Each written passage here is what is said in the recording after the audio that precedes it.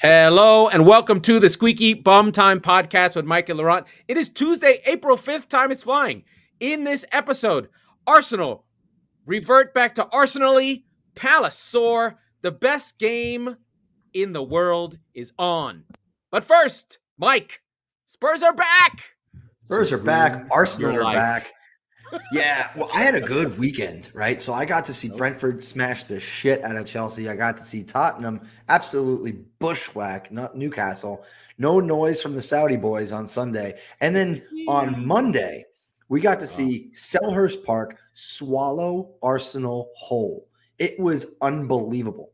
It was so Anfield good. South. It really was. And we all have said this. We've all experienced it, right? Like Selhurst Park comes alive, and it's a difficult place to play. Drew, man.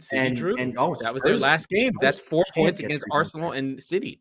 Yikes. So when I saw it was a Monday night game, and I went, coming out of the international break, we talked about this. Vieira getting the boys on the juice, just getting ready for it. Conor Gallagher was, I'm pretty sure, foaming at the mouth in the first 20 minutes of this game. The entire stadium, which it's so interesting because it's so small, right? But it relative to the larger stadiums, but it just fucking comes alive. Holy shit. The first 35 minutes of the game, you'd have thought you were at Old Trafford or Anfield. It was crazy. Yeah, Istanbul, baby. Istanbul. This is before they scored, okay? And when they did, they scored the first one. They're like, all right, cool. When they scored the second one, the fucking proverbial roof popped off of the place. Like, it was nuts. And, I hate them, but I was like, ooh, I kind of feel bad for Arsenal. Like, that's how bad this battering was. They're getting it. I think 2-0, and they didn't have a shot like 40 minutes into the game. Not even a shot, like anywhere. I think the thing that people didn't realize was that Palace was always like that.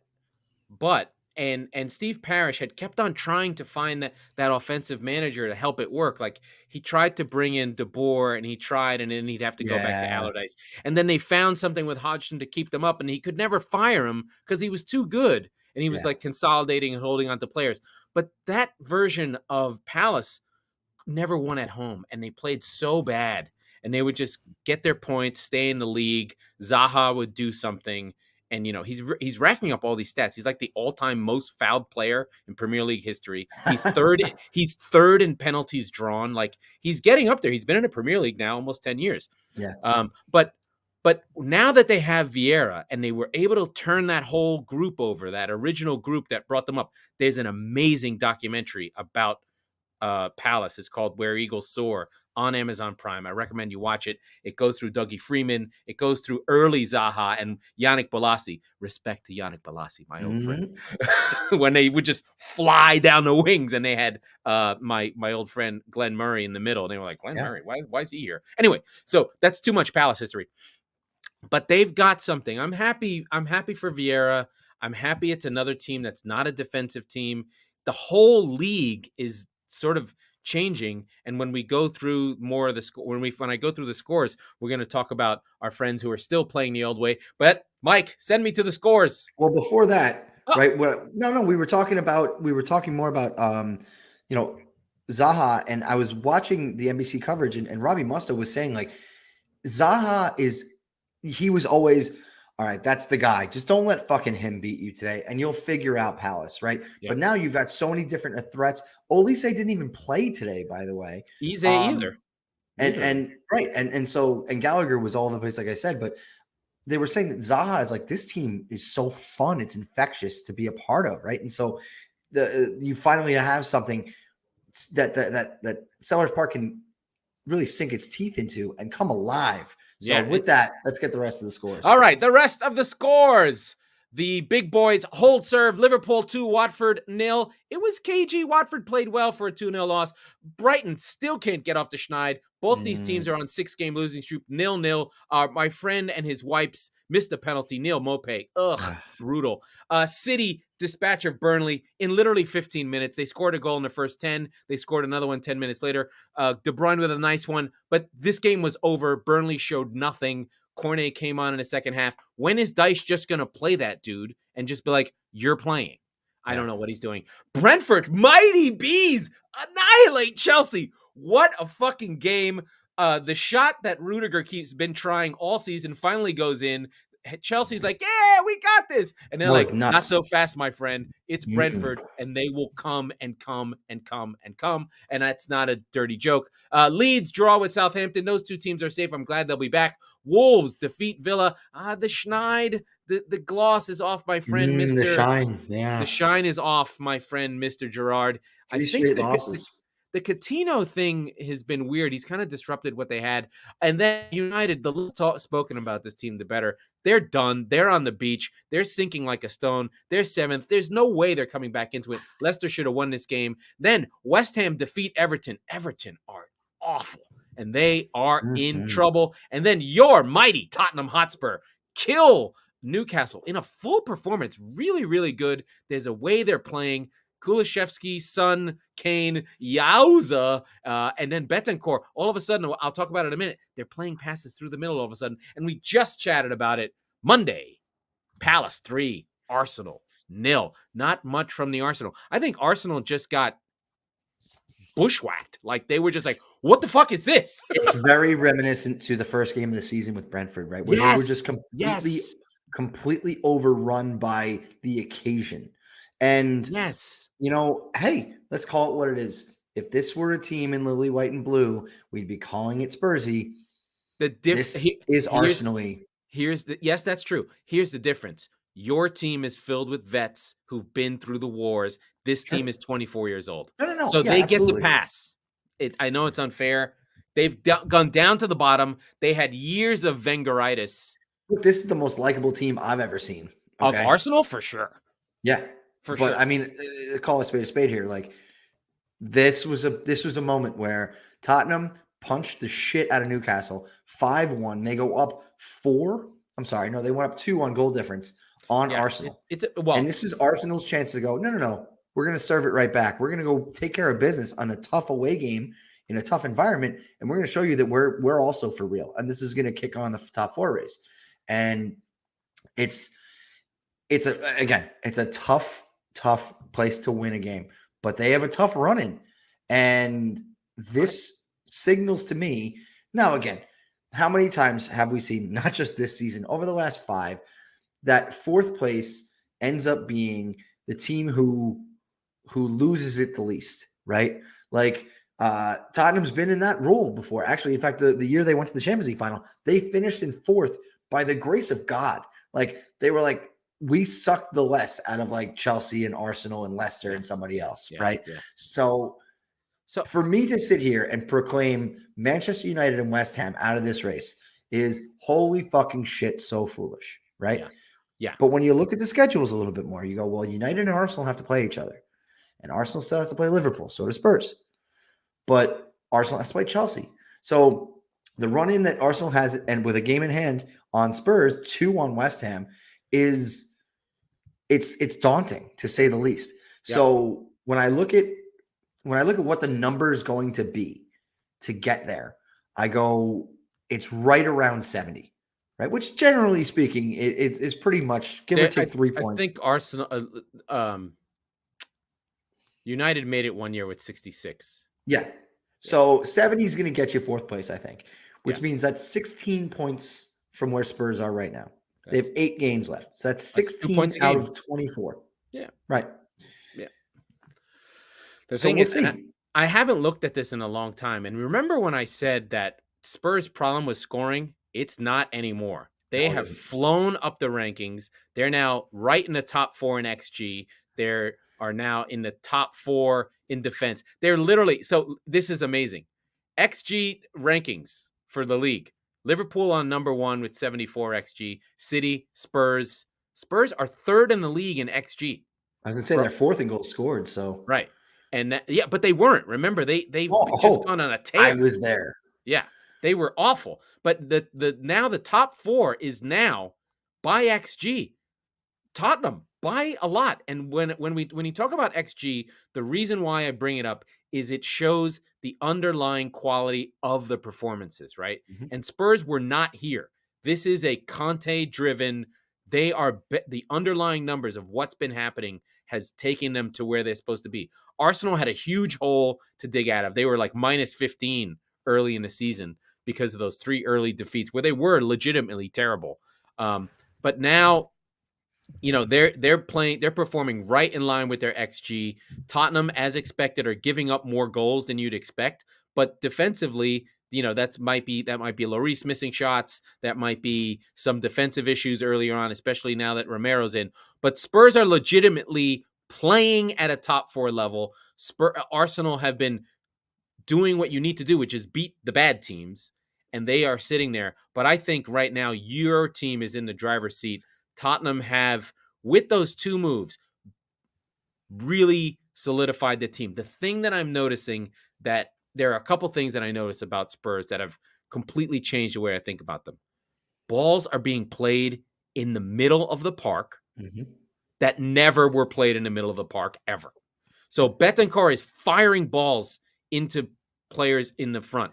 And I told you in January when we signed him, his name is also Rodrigo. I'm like, we've got a Rodri now. Yeah. We have a Rodri. It's very similar to that. He has been dynamite.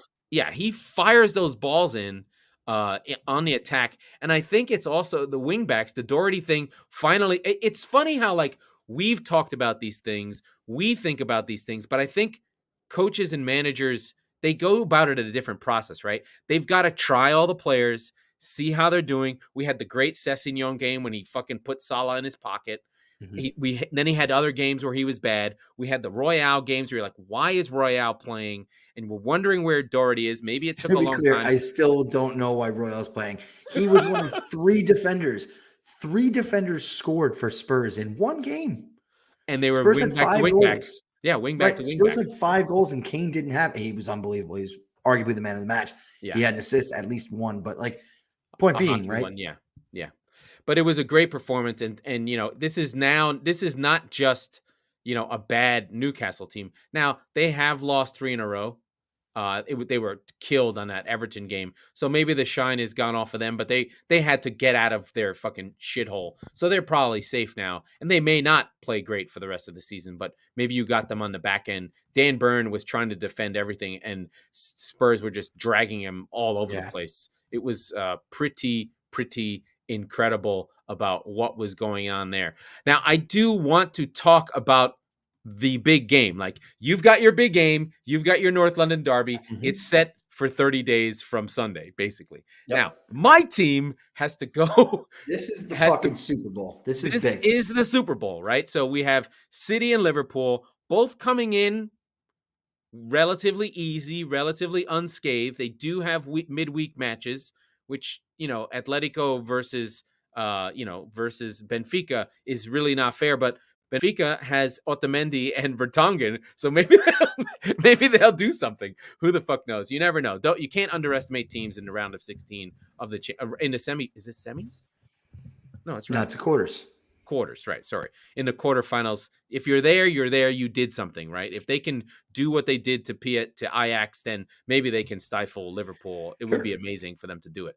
But City have the tougher game. They have the bigger name brand. They have the La Liga champions coming to the Etihad. They have to play them on Tuesday and try and put them away, basically. Like, this game can't linger. They've got to kill them.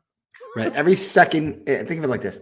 City, despite what Laurent will make you think, going into this game, City are they're favorites. They're heavy favorites. They're heavy favorites. However, every second that ticks closer to 90, that City are not comfortably in the lead, they become less favorites. Every single second, right? Because that is how Madrid basically, it's a very March Madness mentality for them. It's survive in advance, right? They're never going to blow anybody's doors off. They're just going to get past you.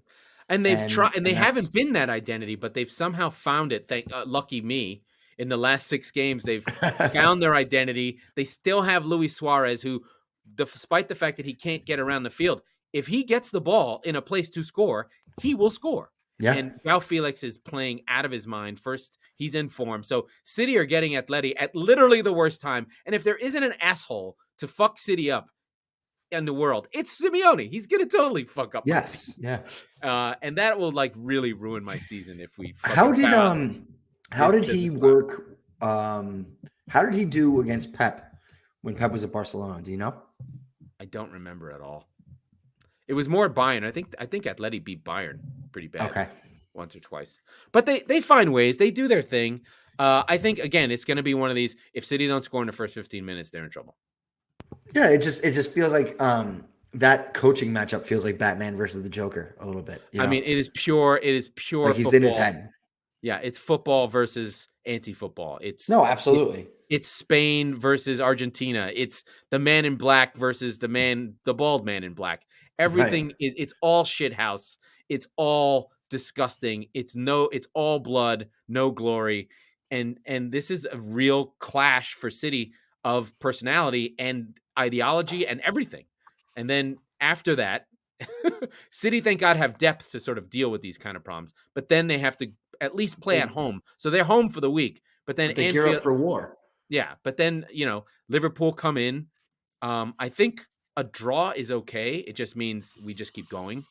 A draw does not. A draw means nothing happened. Yeah, right? It's almost as if the game didn't happen.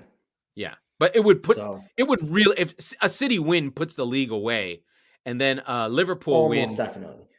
A Liverpool, that means they have like a game and a half lead, basically, not with 8 to play. Well, yes, but the thing is that regardless of the outcome on Sunday, neither team is going to relent, right? No. They're both going to try and win. There won't be this sort of cagey shit. The only thing that Sunday controls is who has destiny in their own hands. And I don't mean to belittle that. Of course it's everything.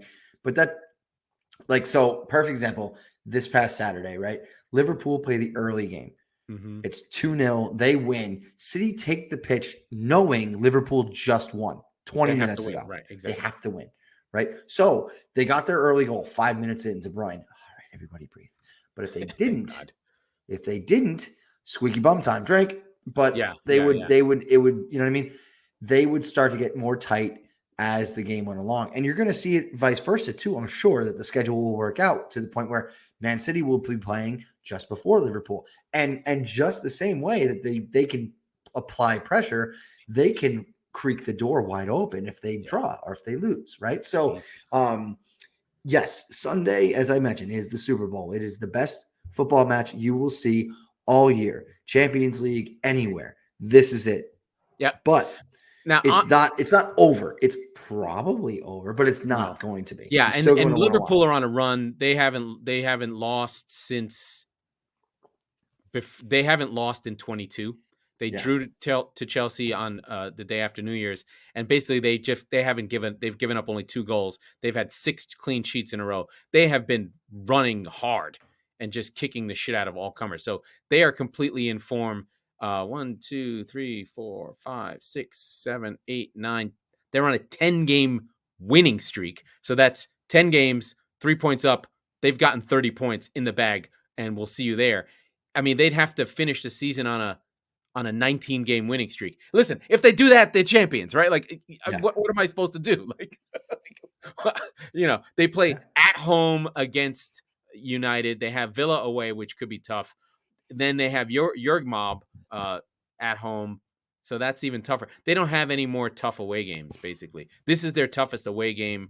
You could see Southampton nicking something, but home against Wolves to finish the season. They've got the runway to do it. They're there. They've got it all. They're really on form. And City, I could do the same for City. We haven't lost, but I mean, we had the loss to what did we lose to? I don't even remember what the fuck happened. But I don't see trouble in City's running. No, ours is easier. Well, yeah, definitely. I think and West Ham on May 15th is really the only game that scares me for City. We kill West Ham. They're not fucking. You kill them, and they're not likely to have much to play for at that point. As far as I see it, right? They will be. They'll be fighting Manchester United for a Europa League spot or a Europa Conference League spot. So I mean, whatever.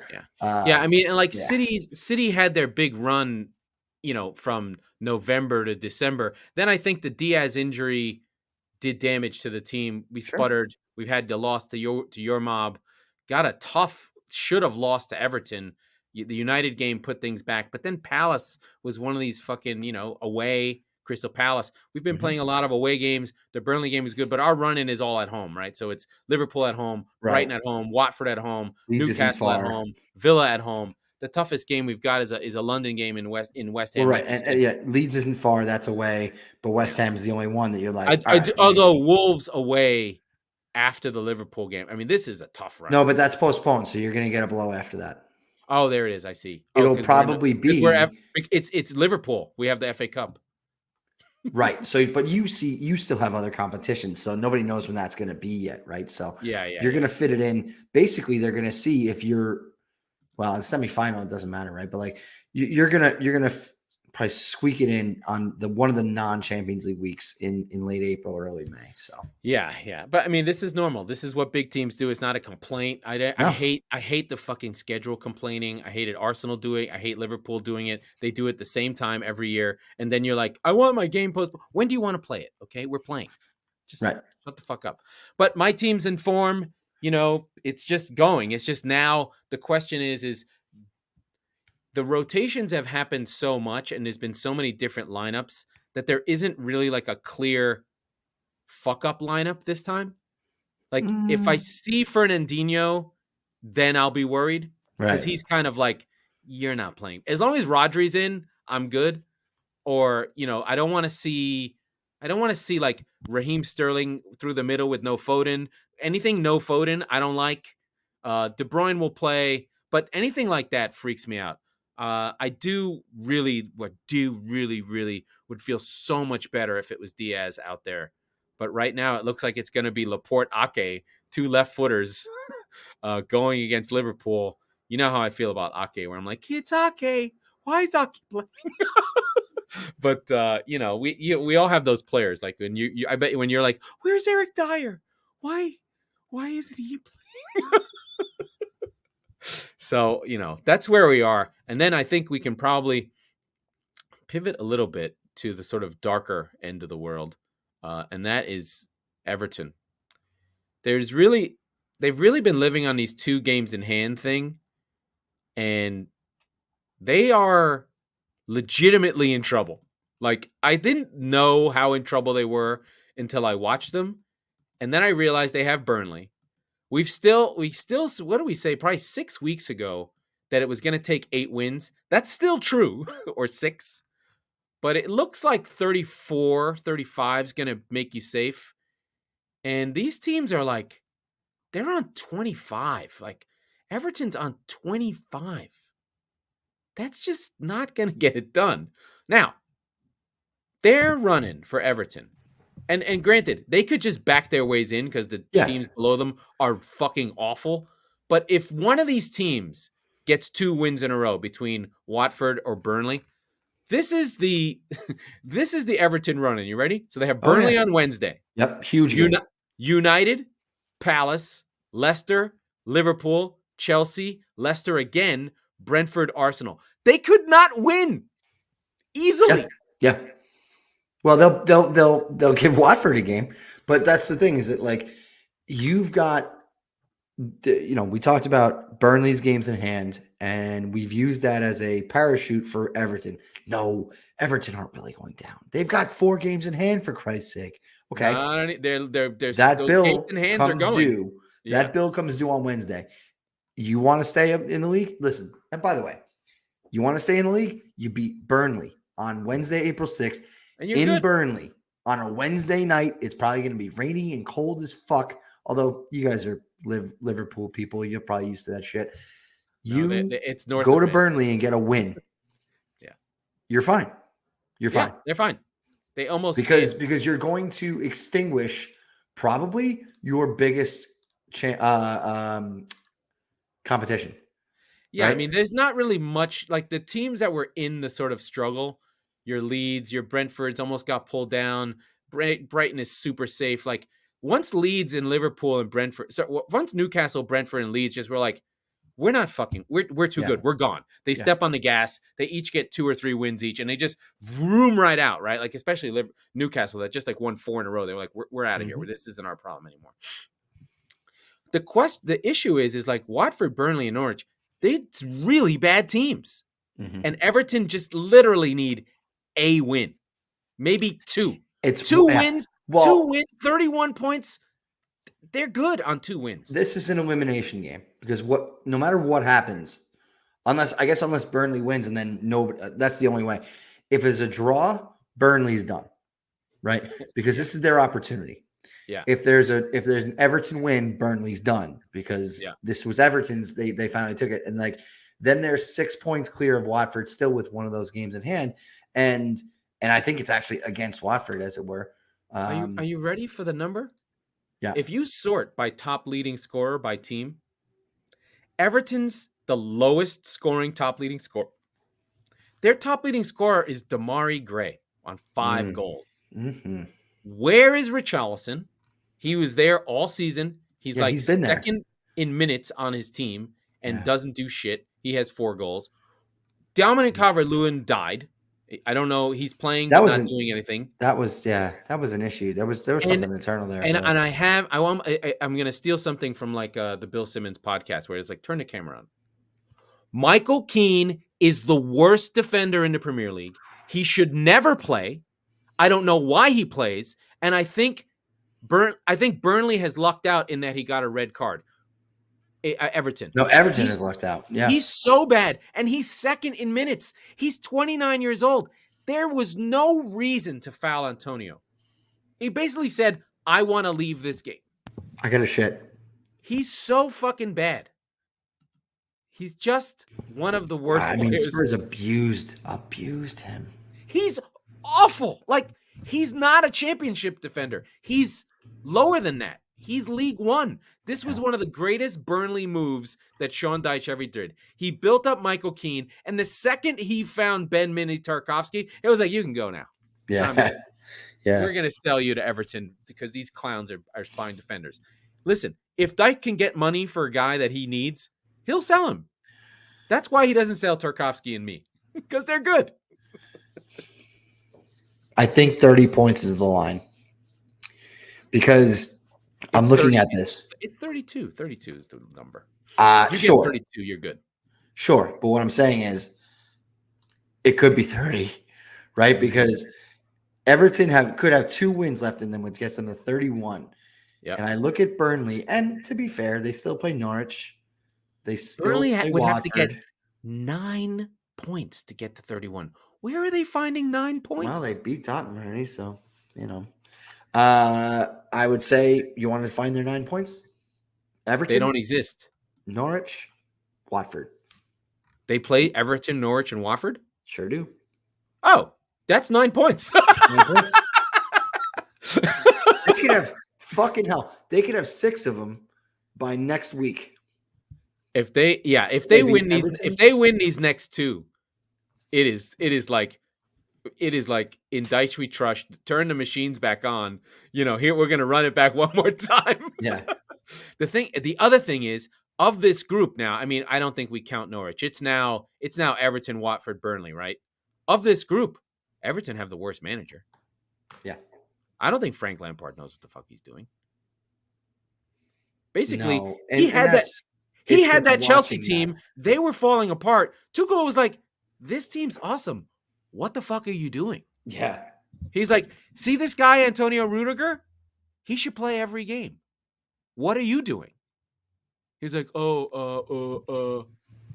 and off they went. And they won the fucking Champions League with Rudiger and the 3 at the back. How do you not?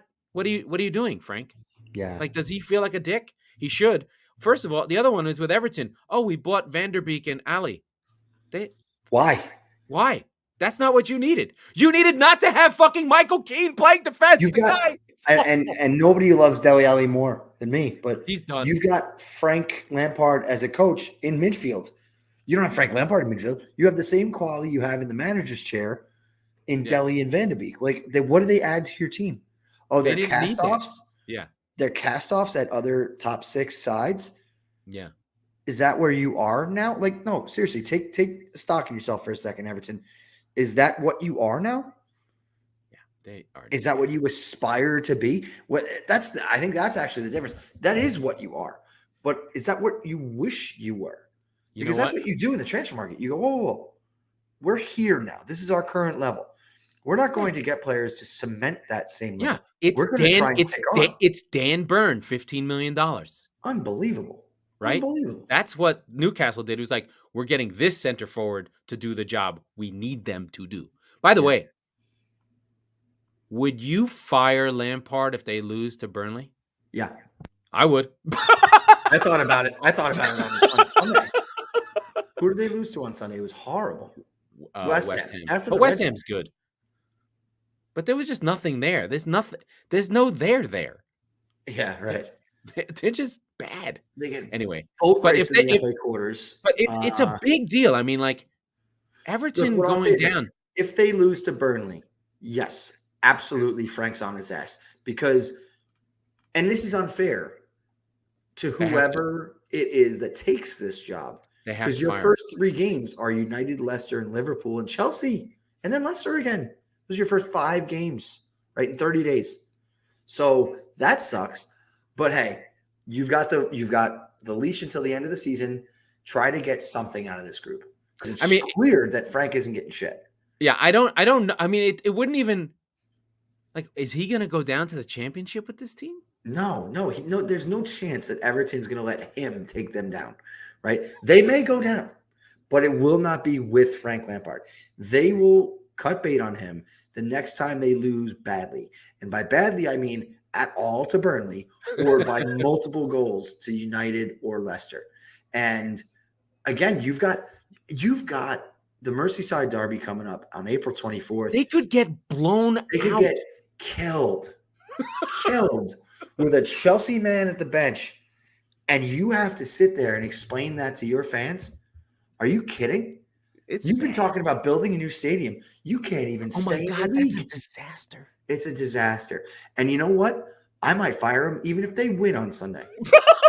On Wednesday, excuse me. No, if they win, he's gold, right? I know he does have that Newcastle game. It's luck. I think what they should do is probably like, just, we're not going to defend. Let's just go hell for leather. They have that Newcastle game that they won. Yeah, that for was the first time since they needed that game. That game was huge. They were down a man in that game. I understand. They've lost to Norwich. They've won 2 games. In the current year. Yeah, in 3 months. Yeah. And not including that doesn't include 1 FA Cup win over Bournemouth. Okay. And 1 over Brentford. To be fair, nice win. But they've won 2 league games since January. So I can't really defend this. And again, if it is 3 points or bust for me, for Frank, for Wednesday. But look at the XG. It's under 1 for I know, but that's the point. They're not even creating anything. Like, he's supposed to be an offensive manager. You have to eat. All right. Well, now at this point, actually, you need to do one of 2 things. And especially with the run-in that you have, I'd call Big Sam. They hate him. I get it. But all they have to do is draw twice against these big clubs and beat Watford, and you're fucking fine. The thing that's funny is they had Benitez. They should have just fucking kept him. Yeah.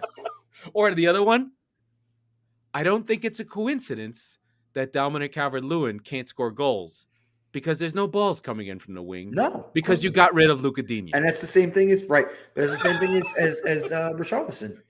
right? Yeah. You know, I hate the prick, but he's on an island.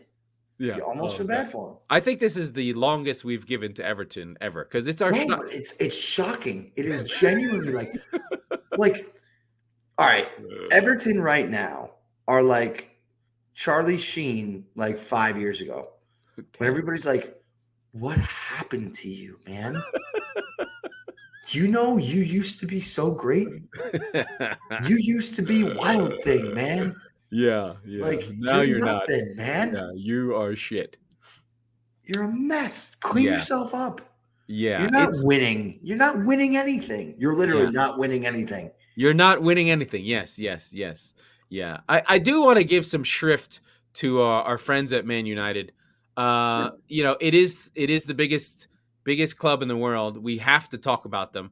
Nothing happened. This team's bad. This team's terrible. What do you want to talk about? Nothing. Yeah, no, they went back to the formation that they played against City. That was so bad. And the same thing happened. They were disjointed. They are literally have completely tuned out Rangnick. They're not pressing. There's nothing new going on. They know he's not going to be the coach. This team has fucking checked the fuck out. No. They're done. I'm not gonna let you. I'm not gonna let you do that. And here's why. Why? Because I'm not saying anything you're saying is incorrect. By the way, Yeah. I agree with all of it. However, here's what's going to happen, because this is how the ebbs and flows of the Premier League season narrative go. Well, they're going to win 2 games and everything's going to be fine. They are 3 points off of Spurs and Arsenal right now for fourth place. They're still right fucking there.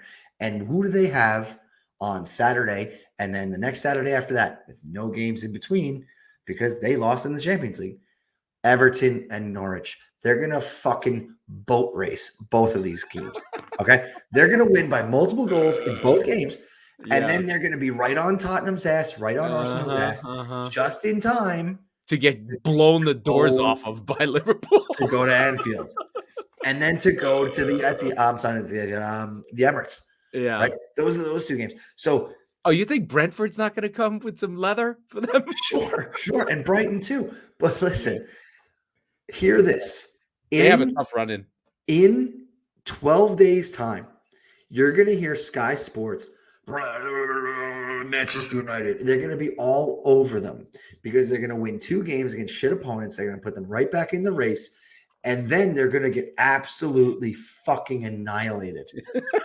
Twice, maybe 3 times. And then it's going to be all hellfire and brimstone again. And they end, dude. They end with 6 tough games. Liverpool, Arsenal, Brentford, Brighton, Chelsea, and Crystal Palace at Selhurst Park to end the season on Championship Sunday. How many of those are they winning, right? So, well, they have. Well, to be fair, they have not been losing, right? So under Rangnick, the 4-1 to is that where they fired him? Is it the 4-1? Yeah, the 4-1 to Watford is when he gets fired to 11-20. He only loses to Wolves once and Manchester City. Everything else is draws. But remember, they had that easy run and we were like, they're going to fucking take off. They didn't do shit. No, they didn't go anywhere. Drop points against Watford, against Southampton, against Burnley. I mean, they're against Villa, against Newcastle. Dude, that's horrible. Yeah. Their best win is Arsenal, and I guess the 1-0 against West Ham was a good win, maybe. But that's although the Burnley and Southampton back to back. Those are they left 12 points on the board with draws in the last 3 months. That we were sitting there like, holy shit. That's 0-0 versus Watford. That was 2 weeks ago. Yeah, no, I know. But what I'm saying is terrible. Understand, so when we say these things like, 12 points, whatever. No, they would not win all of those games. That's foolish to say. Yeah. But in the context of what this means, if you gave them half of those games against terrible opponents, that's 6 points. That takes them from 3 points behind to 3 points ahead in 4th place. 2 points off of Chelsea for 3rd. So when you talk about, drop points, and I still think to this day, like Tottenham blew that game against Burnley, and there's a couple others that always stick out in my head. If we lose a game against the top 6 team, I'm like, yeah, that sucks. That's going to happen. It's always the games you go, whose fucking idea was that? Right? Like, come on, man. These are the games you don't lose, or at least you don't not win, because those are the ones that come back. They're like herpes. They come back right when you don't want them to, right at the end of the season. And it's like, great. Now I have a flare up and I got to beat Liverpool and City and Arsenal to get into the Champions League. But then the thing is herpes, the whole time. They think that that's where they are, and they are not. No, I understand. But but that's the thing, is that they're the margins of where they should be and where they are so infantile. But at the same time, if Spurs win that one game against Burnley, well, they're also 157. Yeah. So you could do what ifs until you're fucking blue in the face. I understand. Of course. I mean, let's just go through it. It's so mind numbing sometimes from our point of view. You're like, how the fuck did you? If it's one game, that happens to everybody. But it was 6 games over the course of 3 months where we looked at it and went, oh boy, United's end of season schedule is a fucking bear, but they're going to go into it with a pretty solid advantage because of all this, and then not. So now what, right? Yeah. Well, let's just sort of do the XG rankings just to sort of give a quality. quality check that sort of fits in with our narrative, right? So City and Liverpool are way far away. They're like their XG per game is plus 1.5. Plus 1.5 goals in XG per 90 is like stratospheric. There's only 2 teams in the world that have ever done this. This is abnormal. Like Chelsea's 0.75 is actually really good. They're a plus 35. They finished the season on a plus 50. They would actually be champions in most seasons historically. Like this is a really good Chelsea team. They should not feel bad for where they are. No. They're just not stratospheric. Then your team comes in at 0.62. So you're pretty close to Chelsea in terms of quality. I would ahead of them since Conte took over. Yes, I would imagine that's accurate. Then you have then there's a drop of about 0.4, which is a lot, which is Arsenal and Man United are both. Arsenal's on 0.28, Man United on 0.11. Then there's a little group here of weird teams. You're like West Ham and Palace are close together. I would agree. Palace has had some really good games, and they've been quality all year. 13 draws. They have as many losses as Arsenal do. So a lot of draws for them. They're one of the only teams that are a plus. There's only 6 teams in the league that are plus. Everyone else is minus. Yeah. So Palace have actually been really good. But that sort of rounds out the top group. And it's only different from the actual rankings in that Arsenal is 5th, Man United is 7th, and West Ham is 6th. So 1, 2, 3, 4, 5, 6, 7, 8 in this group is City, Liverpool, Chelsea, Tottenham, Arsenal, United, West Ham. And the actual rankings are City, Liverpool, Chelsea, Tottenham, Arsenal, West Ham, United. So United are underperforming a little bit, and you'd expect that from West Ham, who are shithousing their way across. But I would take West Ham over United any day of the week. Like, if I had one team to go get a result, I'd be like, give me fucking, what team has Craig Dawson? Let's do it. Because is he as good? Does he play as well as Harry Maguire does? Yes. Yeah, yes, he does. Right? But the difference that West Ham has is just like fucking Rice and Souček would destroy McTominay and Fred just any day of the week, twice. Yeah, and everywhere else on the pitch, United are miles better, I think. But it's the spine. It's right down the middle. Yeah, and then the no Ronaldo thing, I think it makes a difference. Like he gives them spirit, even when he sort of fucks up their team. He does have he gives them spirit in either direction, positively or negatively. But yeah, he does something that's not nothing. He gives an energy that we can't talk or understand or whatever. So let's just wrap up. We have the big things to watch. We've got Atletico and City tomorrow, then Liverpool versus Benfica. The bigger match, I think, is probably Real Madrid versus Chelsea. Chelsea go into this limping, but Real had just been beaten pretty badly by Barca at the time. I would have pipped Chelsea to be a favorite against Real, but Real in the Champions League is just a different beast. Like weird fucking ghosts coming out. They're like the 90s Yankees. No, they're more like Game 7 on the parquet floor Celtics kind of shit, where you're just like, okay. You're like, this team's not good, but they somehow are winning. I don't understand. Yeah. Is there a hockey team that has that? No. It should have been Montreal. It was Montreal. It was Montreal in like the 60s. Yeah. But it lived on for years, right? In the 70s, sorry.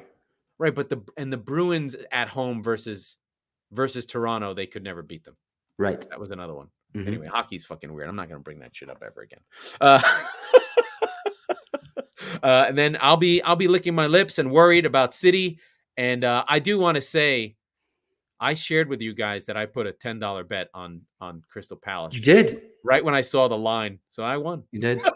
And I was a chicken shit. I saw 325 and I went, I bet draw no bet is still plus odds. And it was, and I won on that. So I did a little more buy-in, and I took that home too. So all right.